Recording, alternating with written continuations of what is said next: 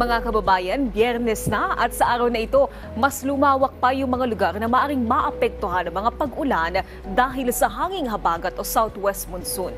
Sa kabila niyan, wala namang namataang bagyo o sama ng panahon sa loob ng bansa. Pinaka-maaapektuhan ng maulap na kalangitan na may kalat-kalat na pag-ulan, pagkulog ngayong araw ang Quezon, Mimaropa, Bicol Region, Visayas at Mindanao. Bahagyang o may bahagyang maulap na kalangitan na may panakanakang pag-ulan, pagkulog naman sa naaasahan sa Metro Manila, Calabarzon, Zambales at Bataan. Ang ibang bahagi ng Luzon na hindi nabanggit, bagaman hindi pa uulanin ng habagat ay maaari pa ring makaranas ng pag-ulan dahil sa localized thunderstorm lalo na sa hapon o gabi.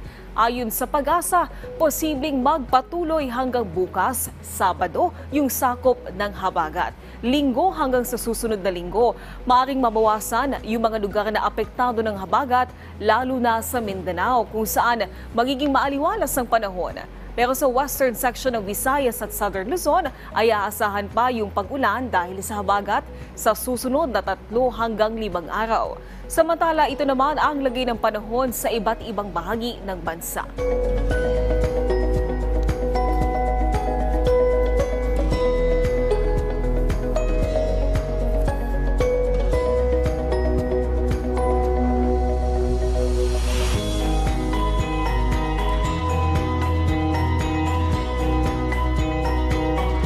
Ito naman ang ating 3-day weather forecast.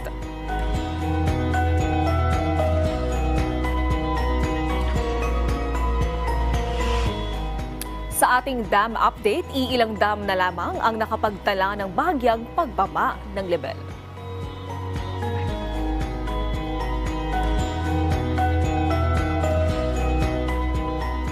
Paalala muli sa ating mga kababayan para maging ligtas sa lahat ng pagkakataon mula sa epekto ng pabago-bagong panahon. Ugaliing tumutok dito lang sa PTV Info Weather.